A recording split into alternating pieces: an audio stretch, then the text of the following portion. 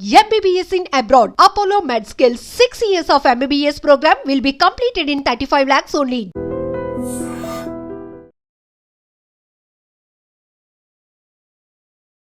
అహ్మదాబాద్ లో విమాన ప్రమాదం జరిగింది. ఆ ప్రమాదంలో చనిపోయిన వాళ్ళ బంధువులకి డెడ్ బాడీలు ఇవ్వడానికి డిఎన్ఏ టెస్ట్ తప్పనిసరి అంటూ పోలీసులు నిర్ణయించారు. అయితే ఈ డిఎన్ఏ చేయడం అనేది పెద్ద టాస్క్ గా మారింది అహ్మదాబాద్ పోలీసులు. ఎందుకంటే 1, 2 కావు, దాదాపు 200 పైనే ఉన్న డెడ్ బాడీల్ని అందులో డిఎన్ఏ గుర్తించి వాళ్ళ బంధువులకి అప్పచెప్పడం అనేది పెద్ద టాస్క్. అయితే హాస్పిటల్లో చనిపోయిన వాళ్ళైతే కొంచెం గుర్తించవచ్చు, కానీ విమాన ప్రమాదంలో చనిపోయిన పూర్తిగా కాలి బూడిదైపోయారు కాబట్టి వాళ్ళని ఎలా డిఎన్ఏ చేయాలి? ఆ కాలి బూడిదైన డెడ్ బాడీలో డిఎన్ఏ వస్తుందా రాదా?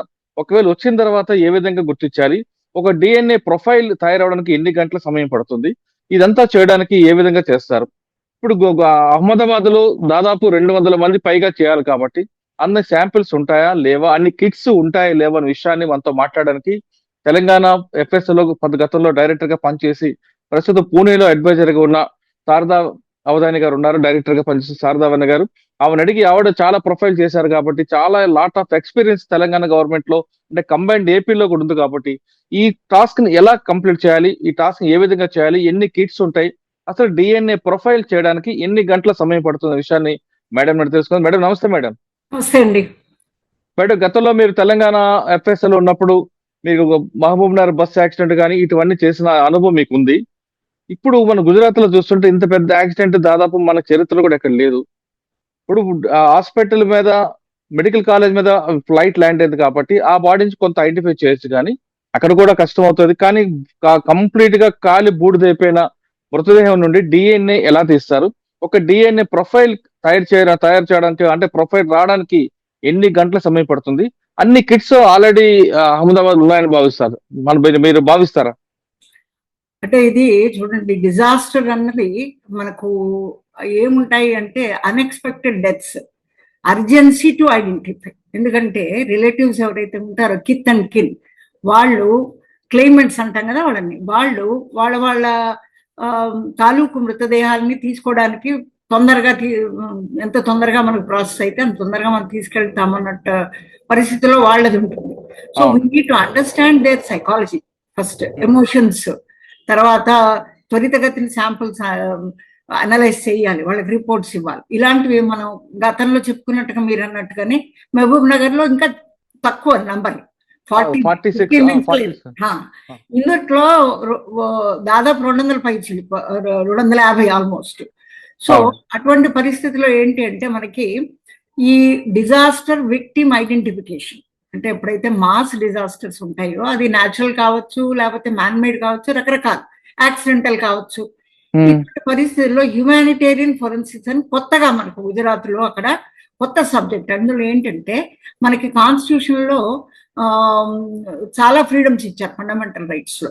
అలాగే freedom to live and Liberty, freedom to live తో పాటు డిగ్నిటీ ఆఫ్ డెత్, అంటే చనిపోయిన వ్యక్తి కూడా డియర్ అండ్ డిపార్టెడ్ ఎవరైతే ఉంటారో ఒక రెస్పెక్ట్ఫుల్ గా ఆ రిమైన్స్ ని ఒక మంచి ప్రాసెస్ చేసి ఐడెంటిఫై చేసి రికవర్ చేసి వాళ్ళ తాలూకు బంధువులు ఎవరైతే ఉంటారో ప్రాపర్ గా మిస్ మ్యాచ్ కాకుండా ఉండే రకంగా ఒక డిగ్నిఫైడ్ మేనర్ లో ఆ రెమినెంట్స్ ని వాళ్ళకి హ్యాండ్ ఓవర్ చేస్తే తదుపరి వాళ్ళ రిచువల్స్ ఏవైతే ఉంటాయో అవి వాళ్ళు తర్వాత చేసుకోవడానికి వీలుగా ఒక కోఆర్డినేటెడ్ ఎఫర్ట్. అంటే ఇక్కడ ఒక సైంటిస్ట్ పని చేయరండి, క్రైమ్ సీన్ మేనేజర్స్ తో పాటుగా, క్రైమ్ సీన్ అనకూడదు, ఇది ఇన్సిడెంట్ అని అనాలి, ఎందుకంటే క్రైమ్ ఏమి జరగలేదు కాబట్టి. సో అది ఎలా చెప్పగలుగుతామని అనండి. ఇప్పుడు ఇందులో చాలా మంది ఏజెన్సీస్ ఇన్వాల్వ్ అయ్యి ఉన్నారు. నేషనల్ ఇన్వెస్టిగేటింగ్ ఏజెన్సీ వాళ్ళు ప్రిలిమినరీగా అంతా వాళ్ళు అనాలిసిస్ చేసిన తర్వాత ఇదేం సబాటేజ్ చెందింది కాదు అని వాళ్ళు నిర్ధారణ చేయడం వలన మనం సేఫ్ గా ఇది ఒక ప్రమాదం వశాత్తు జరిగింది అంటే, ఇందులో మళ్ళీ ప్రమాదం అంటే మెకానికల్ ఫెయిల్యూరా, మాన్యువల్ ఎర్రర్, హ్యూమన్ ఎర్రరా, టెక్నికల్ ఎర్రరా, ఇలాంటివన్నీ కూడా యాంగిల్స్ అన్ని అయిన తర్వాత ఇవన్నీ ఆల్రెడీ మనకి తెలిసిన విషయాలు. అయితే ఈ డిఎన్ఏ అన్న దాంట్లో మనకి ఎక్కువగా ఈ డివిఐ అంటే in short disaster victim identification లో మెయిన్ గా మనం మాట్లాడినప్పుడు హ్యుమానిటేరియన్ ఫోరెన్సిక్స్ లో ఇదొక భాగం అన్నమాట. ఇందులో మనం ఏం చెప్తాము అంటే ఏ రకంగా మనం ఐడెంటిఫై చేయొచ్చు, ఏ మెథడ్ మనం ఎంచుకోవాలి అంటే అక్కడ ఉన్నటువంటి విక్టిమ్ తాలూకు పరిస్థితిని బట్టి, ఏ పరిస్థితిలో విక్టిమ్ బాడీ అవైలబుల్ గా ఉంది, ఫ్రాగ్మెంటెడ్ గా ఉందా, పీసెస్ గా ఉందా, లేకపోతే స్కాటర్డ్ గా ఉందా. సో పైనుంచి పడ్డప్పుడు బాడీస్ అంతా కాలిపోయినప్పుడు స్కాటరింగ్ కూడా ఉంటుంది, ఒక దగ్గర అన్ని పార్ట్స్ దొరకవు, లేదా ఒక మనిషి తాలూకు పార్ట్స్ రకరకాలుగా డిస్ట్రిబ్యూట్ అయి ఉండొచ్చు. సో శాంపుల్ కలెక్షన్ అన్నది ఒక ప్రాసెస్ ఉందిలో, తర్వాత వాటిని ఐడెంటిఫై చేయడం అన్నది, సెగ్రిగేషన్ చేయడం అన్నది, ప్లస్ వాటి నుంచి డిఎన్ఏ ఎక్స్ట్రాక్ట్ చేయడం అన్నది, చేసిన డిఎన్ఏ పనికొస్తుందా లేదా క్వాలిటీ చెక్, మళ్ళీ క్వాలిటీ చెక్ లో మనకి పనికొచ్చేటువంటి డిఎన్ఏ నమూనా తక్కువ మోతాదులో ఉంటే దాన్ని ఎలా ఇనుమడించాలి, దాన్ని ఎలాగా మనం మెనీఫోల్డ్ గా చేయాలి అన్నటువంటి ఇంకో ప్రాసెస్. అట్లా ఒక డిఎన్ఏ ఎక్స్ట్రాక్షన్ నుంచి, ఐసోలేషన్ నుంచి ప్రొఫైల్ చేసేదాకా చాలా ఫేజెస్ ఉన్నాయి, మెయిన్ గా 3 ఫేజెస్ కూడా చాలా ఫేజెస్ ఉన్నాయి. అయితే ఈ ఫేజెస్ యొక్క నిడివి ఏదైతే ఉంటుందో, టైం ఏదైతే పడుతుందో, అది మనకి ఆ టిష్యూ ఏ స్థితిలో మనకి అవైలబుల్ గా ఉంది అన్నదాన్ని బట్టి, ఫ్రెష్ గా ఉందా, డీకంపోజ్డ్ గా ఉందా, మిటిలేట్ అయిందా, లేకపోతే కాలిపోయిందా, పార్షియల్ గా కాలిందా, లేకపోతే పూర్తిగా కాలిపోయిందా, ఇటువంటి పారామీటర్స్ మీద మనకి ఆధారపడి ఉంటుంది. అయితే ప్రాసెస్ 3, కానీ జటిలం ఎక్కడ అవుతుంది మనకి అంటే ఆ పరిస్థితి, ఆ విక్టిమ్ తాలూకు టిష్యూ యొక్క పరిస్థితి ఏ రకంగా ఉంది అన్న దాన్ని బట్టి ఆ ప్రాసెస్ లో కీలకంగా మారతాయండి. 1 రోజా, 2 రోజుల, 3 రోజుల అన్నది మనకి. మేడం ఇప్పుడు ఎయిర్పోర్ట్ లో ఫైట్ జరిగింది, ఇంట్లో మొత్తం కాలిపోయి బర్న్ అయిపోయి కాబట్టి అవును, ఫ్లష్ అంతా పూర్తి లేదు, మీరు అన్న టిష్యూ దొరకదు, అంటే కంప్లీట్ బోన్ మీద డిపెండ్ అయి ఉంటారు. అంతేనండి, బోన్ ఒకటి, టీత్ ఒకటి, బోన్ తో పాటుగా టీత్ కూడా చాలా, ఎందుకంటే వీటిలో ఈ 2 టిష్యూస్, హెయిర్ కూడా, ఈ 3 టిష్యూస్ అంటే హెయిర్ అనేది ఇంపాసిబుల్, హెయిర్ లేదు కాబట్టి ఉంటుంది, కొన్నిసార్లు ఉండే అవకాశం ఉంటుంది. ఎలాగైతే మనిషి బయటపడ్డారు ఒక అతను, అలాగే కొన్ని శాంపుల్స్ లో దొరకచ్చు హెయిర్ కూడా. కాదు మేడం, పూర్తిగా బర్న్ అయిపోయిన బాడీలో ఏ విధంగా, అంటే మీరు చెప్తున్నట్లుగా ఫ్లష్ లేదు కాబట్టి టిష్యూ ఎక్కడి నుంచి దొరుకుతుంది? ఇప్పుడు డిఎన్ఏ అనేది తీయడానికి బ్లడ్ శాంపిల్, టీత్ అన్నారు, లేదా బోన్ జాయింట్ పాయింట్ అంటున్నారు, లేదా హెయిర్ కూడా కాలిపోయింది అనుకోండి, ఆ టీత్ నుంచి తీస్తారు ఒకటి, కానీ ఆ టీత్ ఆ బాడీకి హెడ్, ఆ బాడీకి జాయింట్ గా కూడా లేవు, కొన్ని హెడ్స్ కూడా సెపరేట్ అయిపోయి బాడీ కూడా టీత్ పీస్ అయిపోయి, మరి అప్పుడు ఎలాగా దాన్ని ఐడెంటిఫై చేస్తారండి? అందుకనేనండి, ఎందుకంటే ఆ ఏరియా ఎంతవరకు మేర మనం ఎగ్జామిన్ చేయాలన్నది నెంబర్. ఇప్పుడు ఇక్కడ మేనిఫెస్టోలో ఉండే, బోయింగ్ లో ఉండే వాళ్లే కాకుండా కింద పడ్డప్పుడు, ఆ మెస్ లో పడ్డప్పుడు, ఆర్జే మెడికల్ కాలేజ్ అక్కడ మెస్ లో పడ్డప్పుడు అక్కడ మనుషులు కూడా చనిపోయారు, ఒక 40 మంది మాటగా. సో అందుకని వాళ్ళు ఎవరెవరు అన్నది మనకి తెలుసు, మేనిఫెస్టోలో ఎంతమంది ఎక్కారన్నది తెలుసు, కానీ ఎవరి పార్ట్ ఎవరిది అన్నది తెలియదు. అందుకని మనం ఏం చేస్తామంటే, క్లెయిమెంట్స్ ఉంటారు కదా, ఎవరైతే బాడీ తాలూకు కిత్ అండ్ కిన్ రిలేటివ్స్ ఉంటారో వాళ్ళు క్లెయిమెంట్స్ అంటాం, వాళ్ళు క్లెయిమ్ చేయడానికి వస్తారు. మనం ఏం చేస్తామంటే 2 రకాల శాంపుల్స్ వాళ్ళ దగ్గర అడుగుతాం. ఒకటి ఏంటంటే యాంటీమార్టం రికార్డ్స్, అంటే వాళ్ళు వాడినటువంటి బ్రష్ కానీ, వాళ్ళ పర్సనల్ బిలాంగింగ్స్ కానీ, ఇతరత్ర వాళ్ళు క్లోజ్ గా వాళ్ళు వాడేటువంటి వస్తువుల మీద కూడా డిఎన్ఏ ఎక్కువగా ఉండేటువంటి అవకాశం ఉంటుంది కాబట్టి అవి యాంటీమార్టం రికార్డ్స్. అలాగే అవన్నీ కూడా వాళ్ళు క్యారీ చేస్తుంటారు కదా, ఎవరండి? చనిపోయిన వ్యక్తులు ఆల్రెడీ క్యారీ చేస్తారు. యాంటీమార్టం రికార్డ్స్ లో ఇప్పుడు డెంటిస్ట్ దగ్గరికి వెళ్ళారనుకోండి, ఏ బంగారు పన్ను పెట్టారు, లేదా ఫాల్స్ డెంటేషన్ పెట్టారు, ఇంకేదో ఇంప్లాంట్ పెట్టారు, లేకపోతే ప్రాస్థెస్ పెట్టారు కాళ్ళల్లో. సో వాటి తాలూకు ఒక యూనిక్ నంబర్ ఉంటుందండి. ఎవరైతే సర్జన్ ఇంప్లాంట్ చేస్తారో వాళ్ళ పేషెంట్ తాలూకు డీటెయిల్స్ అన్ని రాసుకుని ఉంటారు. సో పేషెంట్ రికార్డ్ లో అది కంపల్సరీగా ఉంటుంది. సో వాళ్ళు ప్రిజర్వ్ చేసి ఆ రికార్డ్స్ ఉంటే కనుక మనకి అది చాలా ఉపయోగంగా ఉంటుంది మనకి. దాని నుంచి ప్రొఫైల్ తీయొచ్చు. ఆ యూనిక్ నంబర్ ఇక్కడ దీంట్లో ఉన్నది అనుకోండి, అదే నంబర్, ఇంప్లాంట్ తొందరగా పోవు కదా, మెటల్ కాబట్టి అంత తొందరగా పాడవు. సో ఈ పోస్ట్ మార్టం రికార్డ్స్ ని యాంటీమార్టం రికార్డ్స్, వాళ్ళు తెచ్చిన బంధువులు తెచ్చిన యాంటీమార్టం రికార్డ్స్ నుంచి తీసినటువంటి నంబరింగ్, అవి యూనిక్ నంబర్స్, అవి మనం ఐడెంటిఫై చేసి మనం ఒక రకంగా ఐడెంటిఫికేషన్ ఎస్టాబ్లిష్ చేయొచ్చు. అలాగే ఈ బోన్స్ లో ప్రాస్థెసిస్ అలాంటివి ఏమన్నా ఉంటే అవి కూడా యాంటీమార్టం రికార్డ్స్. అలాగే ఈ బ్రష్ వాడిన దాంట్లో వాళ్ళ టిష్యూ ఉంటుంది, రెగ్యులర్ గా వాడడం వల్ల ఆ టిష్యూ డిపాజిట్స్ అయితే మజిల్, అది మనకు కనబడగానే కంటికి ఉంటాయి అవి. సో వాటిని ద్వారా డిఎన్ఏ తీయడం ద్వారా అవి యాంటీమార్టం అవుతాయి. సో దాంతో మ్యాచ్ అయింది అనుకోండి ఒక ఫ్రాగ్మెంట్ తో, వాటి తాలూకు ఉందో అని తెలిసిపోతుంది కదా. ఆ రకంగా యాంటీమార్టం రికార్డ్స్ అనేవి మనకి చాలా ఇంపార్టెంట్. కాకుండా ఏమండి, యాంటీమార్టం దొరకలేదు అనుకోండి, అప్పుడు యాంటీమార్టం దొరకకపోతే ఇంక ఇతరత్ర వేరే మెథడ్స్ చూడాలి. ఎందుకంటే comparison, after all at the end of the day DNA ద్వారా ఎస్టాబ్లిష్ చేయడము ఐడెంటిటీ అంతే మ్యాచింగ్. అంటే ఉన్న పోస్ట్ మార్టంవి మనకు అందుబాటులో ఇప్పుడు బంధువులు ఉంటారు. ఫర్ ఎగ్జాంపుల్ బంధువులు ఉంటారు, క్లైమేట్స్ ఉంటారు, ఫలానా వాళ్ళు డిస్క్రిప్షన్ ఇస్తారు. బట్టలు కానీ జ్యువెలరీ కానీ ఏదన్నా అనుకోండి. సో వాళ్ళ శాంపిల్స్ తీసుకుంటాం కదా మనం. వాళ్ళ బంధువులు అయితే కరెక్ట్ గా డిఎన్ఏ మ్యాచ్ అవ్వాలి. తల్లిదండ్రులు అనుకోండి, half of the chromosomes from father, half of the chromosomes from mother, కాబట్టి అది ఫుల్ గా ఎస్టాబ్లిష్ అయింది అనుకోండి వాళ్ళలో ఉండేటువంటి ప్యాటర్న్ మొత్తము. So we can say that they it is their son or their daughter or their kid. అది okay madam. ఇప్పుడు మీరు అన్నట్లుగా అలా దొరకలేదు అనుకోండి, టీత్ లోంచి ఏ విధంగా తీస్తారు? టీత్ లో బ్రేక్ చేసి తీస్తారా లోపల ఉన్నది? దాంట్లో డెంటల్ పల్ప్ అంటారు. టూత్ లో ఉన్నది డెంటల్ పల్ప్, అలాగే బోన్ లో ఉన్నది మ్యారో అంటారు. సో అట్లా లోపలగా డ్రిల్ చేసి, లేదా ఇక్కడ డ్రిల్ చేసే అవకాశం లేదు, ఎందుకంటే ఫ్రాగ్మెంట్స్ గా ఉంటాయి కాబట్టి.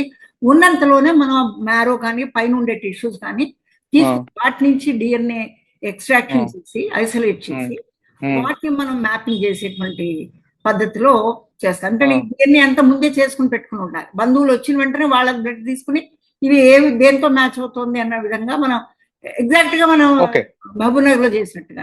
అవునండి మేడం. ఇప్పుడు టీత్ లో కానీ లేదా మీరు చెప్తున్న మ్యారో కానీ తీసిన తర్వాత డిఎన్ఏ ప్రొఫైల్ రావడానికి ఎన్ని గంటలు పడుతుంది? ఇది చూడండి, నేను ఇందాకే చెప్పినట్టుగా విక్టిమ్ తాలూకు టిష్యూని బట్టి ఉంటుందండి. ఎందుకంటే అదే పనిగా ఇట్లాంటి కేసుల్లో కొంచెం మనకి ఇంపార్టెన్స్, నేషనల్ ఇంపార్టెన్స్ సంతరించుకున్నటువంటి కేసులు ఏం చేస్తారంటే మనుషులు తక్కువగా ఉంటారు. అందుకనే మీరు చూడండి, సూరత్ నుంచి ఇతరత్ర వేరే ల్యాబ్స్ నుంచి కూడా మనం మనుషులు పిలిపించాం. అలాగే డిఎన్ఏ కిట్స్ ఎలాగైనా ఇస్తారు, ఎందుకంటే గవర్నమెంట్ యొక్క ప్రెస్టేజ్ కాబట్టి తొందరగా ఐడెంటిఫై చేయాలి కాబట్టి డిఎన్ఏ కిట్స్ కూడా ప్రాబ్లం లేదు, రిసోర్స్ ప్రాబ్లం లేదు, మనీ ప్రాబ్లం లేదు. సో కిట్స్ కూడా మీకు వచ్చేస్తాయి అన్ని కావాల్సి అన్ని. ఇప్పుడు మ్యాన్ పవర్ ఎలా వచ్చిందంటే నేను చెప్పాను, రకరకాల ఎఫ్ఎస్ఎల్స్ నుంచి కూడా చాలా. ఇది కాకుండా యూనివర్సిటీ కూడా ఉంది అహ్మదాబాద్, ఎన్ఎఫ్ఎస్యు, వాళ్ళు కూడా నిపుణులు ఉన్నారు అక్కడ, వాళ్ళని కూడా రంగంలోకి ప్రవేశపెట్టారు ఇప్పుడు. సో రిసోర్స్ ప్రాబ్లం లేదు తొందరగా. అది కాకుండా ఇప్పుడు ఒక ఎముక తొలికింది అనుకోండి, దాన్ని 3 పార్ట్స్ గా చేస్తారు. 3 పార్ట్స్ చేసి 3 బ్యాచ్లకు ఇస్తారు. ఫస్ట్ డే మొదలు పెట్టదు, సెకండ్ పార్ట్ రెండో గ్రూప్ రెండో రోజు నుంచి మొదలు పెడతారు. ఎందుకంటే ఫస్ట్ బ్యాచ్ లో రాలేదనుకోండి రిజల్ట్, రెండో బ్యాచ్ ప్రాసెస్ చేసిన దాంట్లో తప్పకుండా రావచ్చు. అందుకని 3 టీమ్స్ ఒకే ఐటమ్ మీద వాళ్ళు చేస్తారు, అంటే కాంకరెన్స్ ఆఫ్ రిజల్ట్స్ గురించి. సో 3 కంకరెంట్ గా వచ్చాయనుకోండి, ఇది విధంగా ఖచ్చితంగా మనం ఈ బాడీ పార్ట్ ఫలానా వ్యక్తికి చెందింది అనేటువంటిది మనం ఖచ్చితంగా చెప్పడానికి అవకాశం. అది ఆ టైం బాండ్ ఎంత ఉంటుందండి? 24 hours ఉంటుందా, 48 hours, 76 hours? అంటే మనకి ప్రాసెస్ కి ఇప్పుడు తొందరగా పద్ధతులు వచ్చాయి అనుకోండి, పీసీఆర్ కానీ సైమల్టేనియస్ గా పట్టొచ్చు, 24 to 48 hours లో ఇచ్చేయచ్చు అండి. ఓకే, ఒక డిఎన్ఏ ఫ్రేమ్ వచ్చింది అనుకోండి, బంధువులు కూడా వచ్చి ఉండాలి, ఆ క్లైమెంట్స్ కూడా వచ్చి ఉండాలి. వాళ్ళు రాలేదనుకోండి కంపారిజన్ కి లేదు. కాదు మేడం, నా క్వశ్చన్ అది కాదు. డిసీజ్డ్ ది మనకు డిఎన్ఏ ప్రొఫైల్ రావడానికి 48 hours పడుతుందా, 76 hours పడుతుందా? 48 hours పడుతుంది. 48 hours లో ఆయన ఒక ప్రొఫైల్ వస్తుంది, దాన్ని మనం ఎవరు క్లైమ్ చేస్తున్నారో వాళ్ళతో మ్యాచ్ చేయాలి. సో అట్లా మనం మామూలుగా ఏం చేస్తామంటే ప్రొఫైలింగ్ చేసేసి అట్ట పెట్టుకుంటాం, వెయిట్ చేయమన్నమాట. ఎవరెవరు క్లైమ్ వస్తే వాళ్ళ శాంపిల్స్ తీసుకుని ఎవరు క్లైమ్ చేశారో వాళ్ళది డిఎన్ఏ చేయడానికి మళ్ళీ ఒక 48 hours. వాళ్ళది ఇంకా తక్కువ టైం పట్టచ్చు, ఎందుకంటే డైరెక్ట్ శాంపిల్స్ కాదు, ఫ్రెష్ శాంపిల్స్ అంత టైం ఒక 24 hours పట్టచ్చు. 24 hours లో చేయొచ్చు.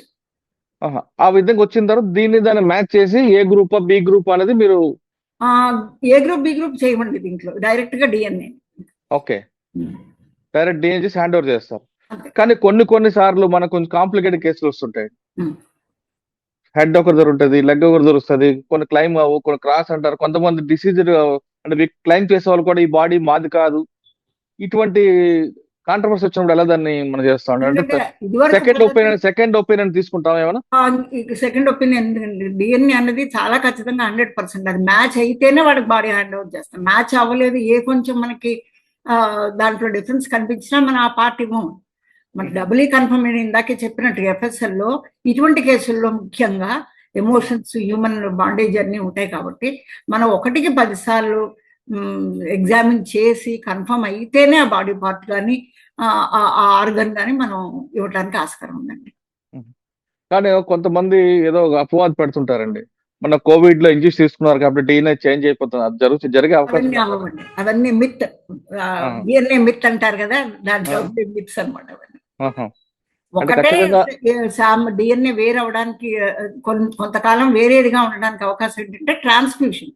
ఇప్పుడు బ్లడ్ లాస్ అయింది అనుకోండి యాక్సిడెంట్ లో, బ్లడ్ పోయిందనుకోండి, ఆ వ్యక్తికి ఎవరన్నా డోనార్ కనుక బ్లడ్ ఇస్తే ఆ డోనార్ తాలూకు వైట్ బ్లడ్ సెల్స్ వాటి లైఫ్ సైకిల్ ఉన్నంత వరకు 120 days వరకు అదే డిఎన్ఏ ఉంటుంది ఎక్కువ సార్.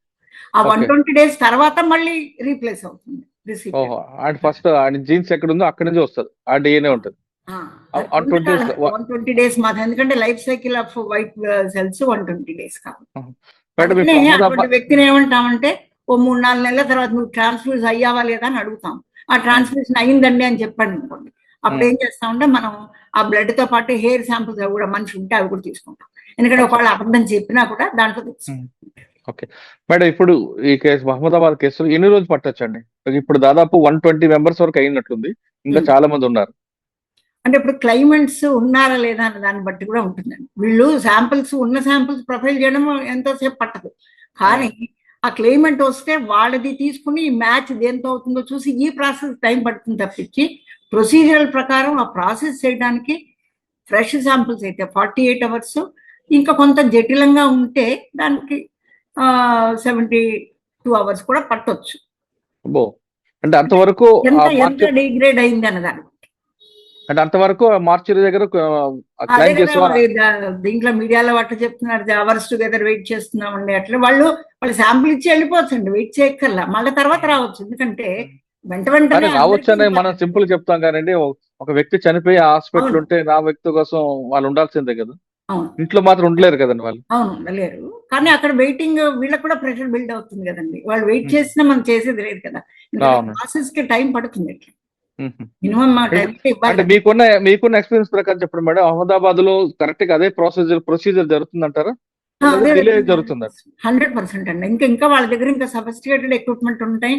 ఎందుకంటే ఒక బ్యాచ్ లో కొన్నే, మనం ఆంధ్రాలో మిగతా చోట్ల చూస్తే కొన్నే శాంపుల్స్ చేయగలుగుతాం, కానీ వాళ్ళ దగ్గర ఉండేటువంటి కాలమ్స్ తర్వాత ఈ సీక్వెన్సెస్ ఎలా ఉంటాయంటే ఎక్కువ మోతాదులో మనం థరోపుట్ అంటారు, ఒకటేసారి మనం ఎక్కువ శాంపుల్స్ ప్రాసెస్ చేయడం వల్ల పర్ డే మనం చేసేటువంటి శాంపుల్ సంఖ్య పెరుగుతుంది, కాబట్టి తక్కువ రోజుల్లో మనం రిపోర్ట్స్ ఇచ్చేటువంటి అవకాశం ఎక్కువ ఉంటుంది. పైగా వాళ్ళు సైంటిస్ట్ అందరినీ కూడా మిగతా ఫెసిలిటీ రప్పించారు కాబట్టి అందరూ సైమల్టేనియస్ గా చేస్తుంటారు కాబట్టి వర్క్ లోడ్ తగ్గుతుంది కంపారిటివ్ గా, అప్పుడు వాళ్ళు చేయగలుగుతారు. సో బ్యాక్లాగ్స్ కి దీనికి సంబంధం లేదండి, బ్యాక్లాగ్స్ మాట ఎత్తారు, ఎందుకంటే ఇది నేషనల్ ఇంపార్టెన్స్ ఉన్న కేసు కాబట్టి బ్యాక్లాగ్స్ కొంచెం పక్కన పెట్టి, ఎలాగో ఒక రోజులో బ్యాక్లాగ్స్ అన్ని పూర్తి కావు కాబట్టి ఆ డిఎన్ఏ కిట్స్ కూడా మనకి ప్రాబ్లం లేదు, ఎందుకంటే money is not an issue they. అందుకని త్వరితగతినే అవుతాయని మనం ఆశాజనకంగా ఉంది చెప్పడానికి. అహ్మదాబాద్ లో జరిగిన ప్రమాదం వెనక డిఎన్ఏ టెస్ట్ ద్వారా వాళ్ళ బాడీ ఐడెంటిఫై చేస్తాం కాబట్టి మేడం చెప్తున్నారు చాలా ఫాస్ట్ గా జరుగుతుంది, కాకపోతే ఆ డిఎన్ఏ దొరికిన పీస్ బట్టి టిష్యూ బట్టి లేట్ అవ్వచ్చు. అదేవిధంగా ఎవరు క్లైమ్ చేస్తున్నారో వాళ్ళ డిఎన్ఏ కూడా ప్రొఫైల్ చూసిన తర్వాత మ్యాచ్ అవుతుంది కాబట్టి కొన్ని గంటలు సమయం పడుతుంది, అంటే 1-2 రోజులు సమయం పట్టే అవకాశం ఉంటుంది. ఆ విధంగా చేయబట్టే ఖచ్చితంగా ఎవరి డెడ్ బాడీ ఎవరిదైనా ఐడెంటిఫై అవుతుంది, తొందరపడడం మాత్రాన అది జరిగే కార్యక్రమం కాదంటూ మేడం చెప్తున్నారు. దీనికి కొంతమంది బాధిత కుటుంబాలు కూడా కొంత ఓర్పుగా ఉంటే ఖచ్చితంగా వాళ్ళు ఎవరు చనిపోయారో ఎవరిని కోల్పోయారో వాళ్ళ మృతదేహం వాళ్ళకి అందుతుందంటూ మేడం ఆశాభావం వ్యక్తం చేస్తున్నారు. ఇది అహ్మదాబాద్ లో విమాన ప్రమాదంపై మృతుల డిఎన్ఏ విషయంపై శారదా అవధాని గారితో ఎక్సలెంట్ ఇంటర్వ్యూ. వచ్చే వారం మరో విషయంలో మళ్ళీ కలుద్దాం. అంతవరకు నమస్తే. Thank you madam, thank you very much. నమస్తే అండి, థ్యాంక్ యూ.